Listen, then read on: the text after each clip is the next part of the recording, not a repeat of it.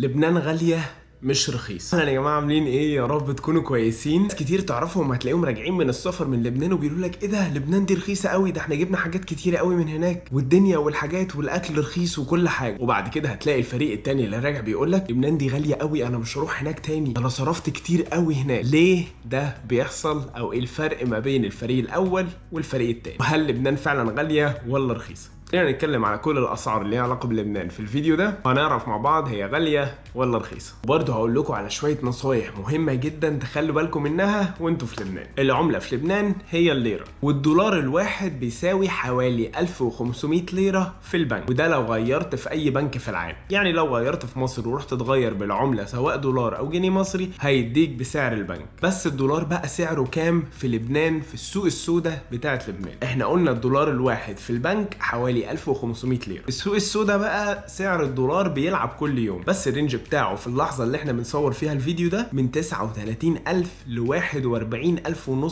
ليره، يعني تقريبا ضعف البنك 27 مره. يعني متخيل لو انت غيرت في البنك 27 دولار هيدوك هناك حوالي 40,000 ليرة. بس لو انت غيرت في لبنان في السوق السوداء دولار واحد هيديك برضو 40 او 41,000 ليرة. دي اول غلطة ممكن اي حد يعملها وهو مسافر علشان ما يعرفش المعلومة دي. فالمعلومة دي بجد يا جماعة مهمة جدا جدا جدا. سعر الليرة مقارنة بالدولار في البنك غير سعرها خالص في السوق السوداء. نخش بقى في سكشن الناس اللي بتستخدم الكريدت كاردز بتاعتها وهي مسافرة. لو انت استخدمت الكريدت كارد بتاعتك في لبنان ساعتها برضه هتتحاسب ازاي؟ هتتحاسب على ريت البنك اللي هو دولار واحد يساوي 1500 ليرة، والحساب هناك بيجي بالملايين. يعني ممكن تبقى طالب اكل انت وحد تاني وتلاقوا الحساب 1.5 مليون مثلا. لو 1.5 مليون دي اتدفعت بالكريدت كارد انت متخيل هتدفع كام فعلا؟ هيدفع فيها حوالي 1000 دولار 1.5 مليون دي. بس لو انت هتدفعها بسعر الدولار في السوق السوداء هتدفع كام؟ حوالي 37 دولار ونص. فانتم متخيلين الفرق يا جماعة عامل ازاي؟ فلبنان ما نستخدمش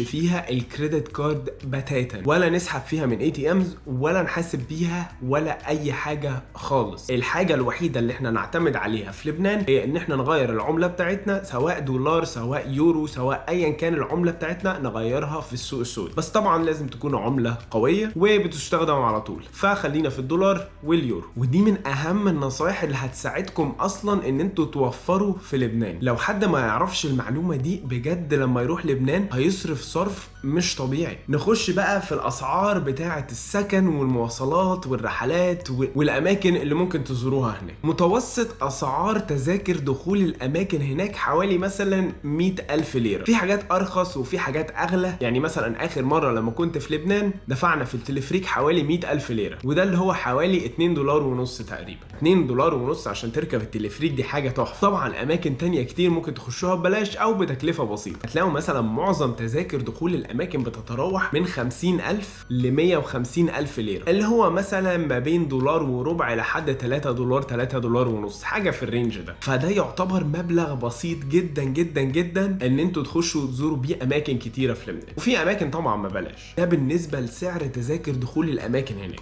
بالنسبه بقى السكن في لبنان اسعاره عامله ازاي؟ عندنا 3 انواع سكن ممكن نتكلم عنهم في الفيديو ده: الهوستلز والاوتيلات والاير بي ام بيز. اللي مش عارف ايه الاير بي ام بي ده بتبقى شقه فندقيه من على ابلكيشن اير بي ام بي. سواء ده او ده او ده لازم تخلوا بالكم من حاجه مهمه جدا، ان الكهرباء في لبنان بتقطع بشكل مستمر الفتره اللي احنا فيها دلوقتي. فلو انتم محتاجين الكهرباء بشكل دايم حاولوا ان انتم تشوفوا مكان فيه مولد او جنريتور. معظم الاوتيلات بدايه من ال3 و4 نجوم بيبقى فيها مولد، فطبعا لازم تسالوا الاوتيل قبل ما تحجزوا هل عندكم مولد ولا لا علشان ما تحسوش بقطع الكهرباء. بالنسبه للاير بي ام بي ما اظنش ان هي هتبقى احسن حل. انا الصراحه ما جربتوش في لبنان، بس فكره ان الكهرباء تقطع دي مش هتبقى لطيفه لو انت قاعد في شقه فندقيه. مش شرط خالص ان يبقى في مولد بيغذي العماره اللي انت قاعد فيها دي، ممكن يبقى في اير بي ام بي فيها وفي واحده غيرها ما فيهاش. بس نصيحتي هي ان انتوا يا اما تقعدوا في هوستل يا اما تقعدوا في اوتيل في لبنان، وطبعا تتاكدوا ان هو في مولد علشان ما تتسوحوش في الحته بتاعه الكهرباء دي. الكهرباء في لبنان بتقطع دلوقتي بصوره منتظمه، يعني مثلا هم محددين ميعاد في اليوم هيقطع فيه الكهرباء وميعاد في اليوم تاني هيجي فيه الكهرباء، بس علشان ما تحسوش بالكلام ده حاولوا اقعدوا في مكان فيه مولد زي ما قلنا. اسعار الاوتيلات ال3 نجوم مثلا لو اوضه دبل هتلاقيها مثلا في رينج من 30 ل 40 دولار في الرينج ده، فلو انتوا اتنين تقدروا ان انتوا تقسموا السعر ده على اتنين، كل واحد هيدفع حوالي 20 دولار في اليوم تقريبا. لو بنتكلم في 4 نجوم فطبعا السعر هيعلى شويه، وهنبتدي نتكلم مثلا من حوالي 50 دولار ل 100 او 100 وشويه كمان، على حسب طبعا الفندق وعلى حسب هو نضيف قد ايه ولو في مولد ولا لا. كل الكلام ده بيفرق جدا في سعر الاوتيل. من اكتر الحاجات برضو اللي بتفرق في سعر الاوتيل هي الفتره اللي انتم مسافرين فيها. يعني لو انتم مثلا مسافرين في فتره النيو يير او راس السنه او الكريسماس، ساعتها هتلاقوا ان الاسعار غاليه شويه، حتى اسعار الطيران في الوقت ده بتبقى غاليه جدا. بس لو انتم مسافرين في وقت اوف سيزون شويه هتلاقوا ان الاسعار ممكن تبقى اقل من كده شويه. بالنسبه بقى لاسعار الهوستلز ففي كل الاسعار، يعني في حاجات مثلا هتلاقيها ب 12 دولار وهتلاقي حاجات ب 11 وممكن تلاقي حاجات ب 13 و15 و20. الفرق هنا هيبقى في الحته بتاعه المولد، في هوستلز فيها مولدات وفي هوستلز ما فيهاش، فهيبقى على حسب قصه الكهرباء دي مهمه بالنسبه لك ولا لا. لو مش مهمه بالنسبه لك فخلاص نروح اوفر هوستل ونوفر على قد ما نقدر. يبقى احنا كده اتكلمنا عن السكن واسعار الاماكن اللي ممكن تزوروها. خلينا بقى نتكلم عن الاكل واسعار الاكل في لبنان عامله ازاي. لو حد رايح لبنان وفعلا عايز يوفر هيعرف يوفر 100%.